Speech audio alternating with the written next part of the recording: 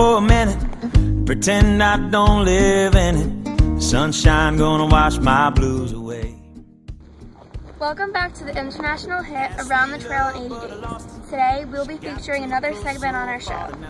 On this very day, November 5th, 1865, two families will be competing to win $10,000. A British family will be competing against an American family to reach the end of the Oregon Trail. Whoever crosses the finish line first wins. Before we interview the American team, we're going to show a flashback of when they first realized they were going to be on the show. Hey, you hear about them old American bluggers? What about them? They's moving into the Oregon like by the hundreds. We don't act now, they's gonna take all our land. We gonna have nothing left. Well, I gotta go. We better do something about it. See you around, old chap. I've got to do something. Now it's time to interview the American team. Now, viewers, we are going to interview our nice American team. Woo! Yeah, America! America! America! Hell yeah, I got this. Cause now I'm knee deep in the water somewhere, got the blue sky. So, Team America, what makes you think you two have what it takes? Well, you know, we did it during the revolution, and I'm pretty sure we can do it again. We are just awesome. We are America. We are free. We came here because we are awesome like that, and I think we can win again. Yeah. This champagne show. Very interesting. Now, if you two win, what will you do with the money? We gonna buy some beer. Or we can buy some brand new kicks, and I like brand new kicks. They're good, you know? Hell, we can afford both. Yeah, we can even afford both. That'd be You can really afford a nice. lot more if you win the money. So now we are going to go to our British team and see what they have to say about this. Before we interview the British team, we're going to show a flashback of when they first realized they were going to be on the show. Thinking about the Wild West and its untamed lands, if you don't move fast, folks, it'll all be claimed. Act now and move west. Think you don't have the means to move to Oregon? No problem. We're holding a competition between two families, one British and one American. And whoever signs up first gets the money.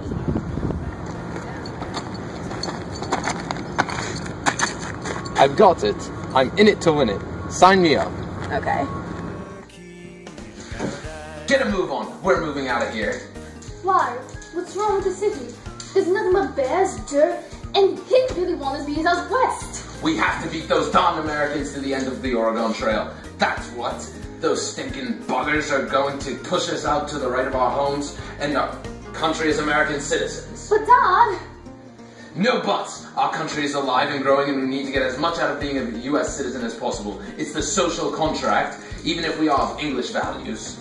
Sometimes I really wonder if I'm related to an adult like you. Reverence, that's what children lack these days, and it's all because of them gone teaching in school. Out west we can enforce good old-fashioned discipline. I thought you said our country was alive and growing, meaning moving past the old arcane ways. Who cares? We leave at first light.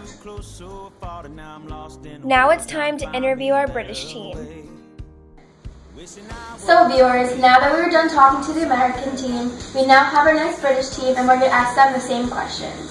So, what makes you two think that you have what it takes to beat the Americans? Well, Britain practically controls the Oregon Territory. Face the music. Since we own the Oregon Territory, it justifies our right to settle there. The Americans are just green with envy that they don't have this control. But also, America has no literature status. They just create their own spin-off versions with little success or quality. Look at the Bronte sisters, Charles Dickens and Lord Tennyson, the true leaders in literature. But as I have British values, I also do respect American philosophy, like the Transcendentalists. However, the Transcendentalists owe much of their philosophy to English romantics such as Jane Austen and Lord Byron. Also, any kind of revolution started in England, the motherland. Every revolution started with British technology, British ideas, British everything. We are the master orchestrators in the development of this world. Wow, that was very deep. Well, it seems you two have a lot of confidence in yourselves. Let's just see if either your skills can match this confidence. Thank you for your time and prepare for the race. This champagne show. Welcome everybody. The time we've been waiting for has finally arrived. Our two families are about to race to the end of the Oregon Trail. So on your mark, get set, go. Geography. maybe you might be. Knee deep in the water somewhere, got the blue sky breeze blowing wind through my hair. Only worry in the world is the tide gonna reach my chair. Sunrise, there's a fire in the sky. Jules, I got a phone. Jed, quit your whining. I don't want to run. Better start running.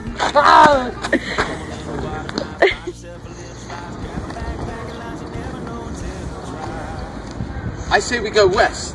My gut tells me that we go northwest. No, the only way to Oregon is west. There's no other way. Only west. Dad, your logic makes no sense at all. By the Oversoul, we should be going north.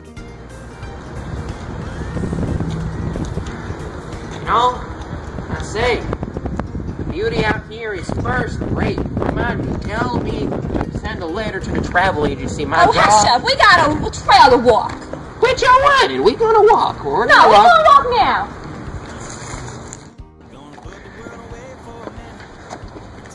Dad, why do we have to take the Oregon Trail to get to Oregon? I mean, there are other shortcuts to use to beat the Americans.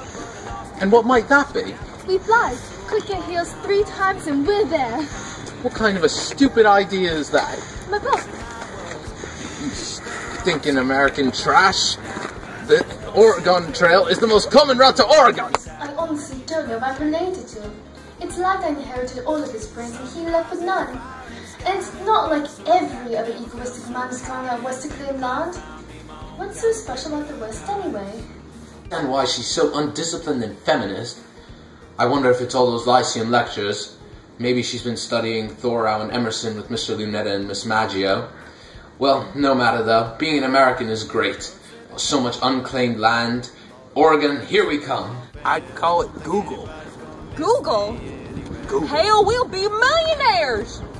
Yeah, but right now we gotta focus on this trail thing. Hopefully we wins us some money. Maybe Americans gonna spread a little nationalism, right? Yeah, some nationalism. I hear that population be rising since the 1840s. And I mean, doesn't it seem like forever ago? Yeah, we gotta impress our country. We gotta do this as a family. I know. Catch some unsurprising things. Jules, what's that? Is that? What looks like some flying frozen balls from the sky. I'd say that'll slow us down. We better go find cover. That big. Let's go, Jed. What we waiting for? Living by the salt to sea. One day you will be as lost as me. Change your geography. We are interrupting Around the Trail in 80 days to bring all viewers information about a recent breakthrough. President James K. Polk has just declared war on Mexico in response to an attack on a group of Americans. Officials say that 16 are dead and that America is rising to combat a hostile Mexico.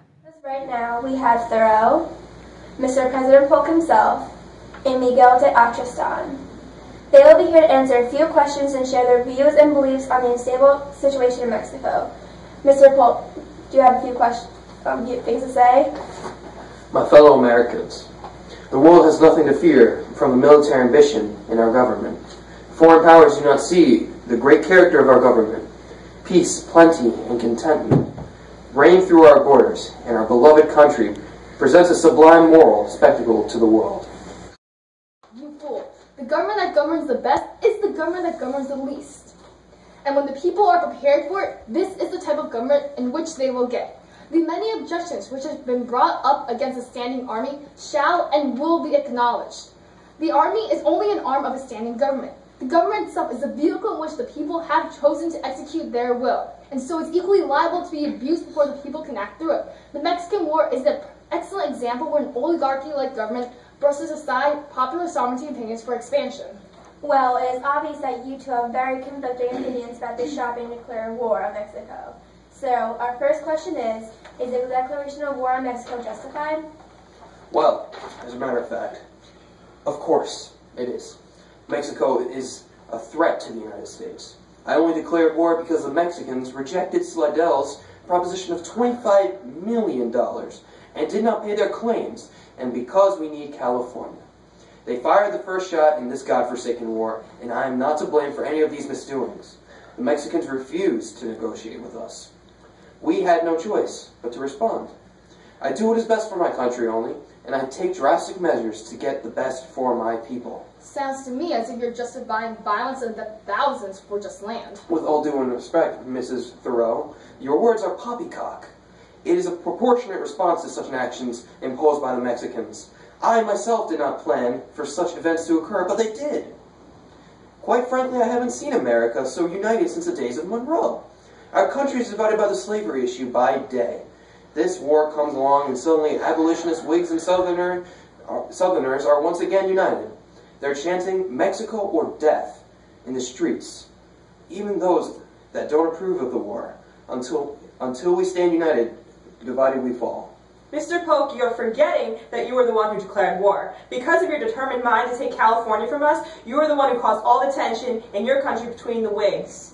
Polk, your country thinks that you can do whatever you desire, and you expect us to follow your every order. However, when you assume that you can just take away Texas from us and pay basically nothing for California, that is when we decided to fight back. Texas has always been our property, and it will always be. Who cares that the Texans expanded to the southern side of the Rio Grande River? We, by right, still own Texas. In fact, we own Texas and California.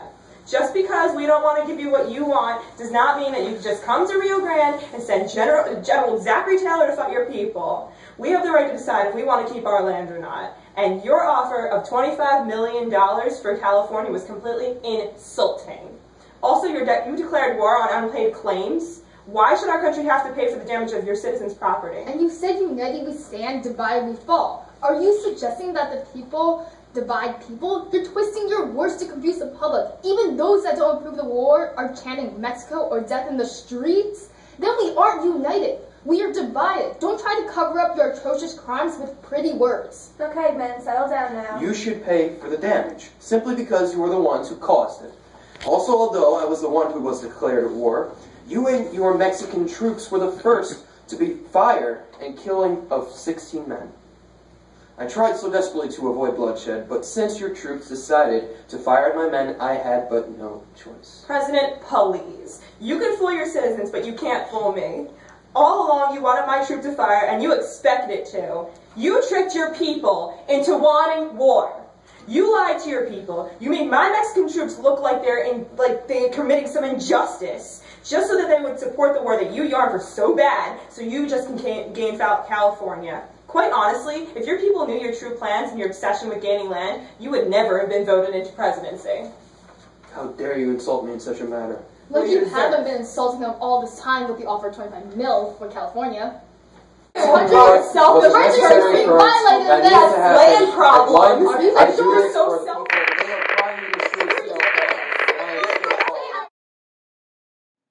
Our connection was down because of the interviewing and the fighting. But this is the aftermath of the interview.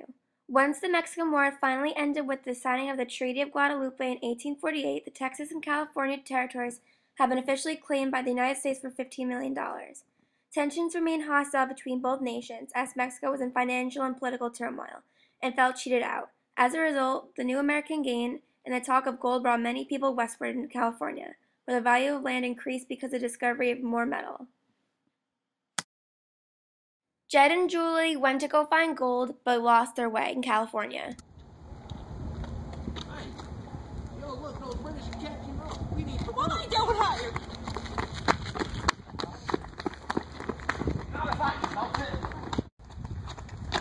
Wait, hold on guys, stop.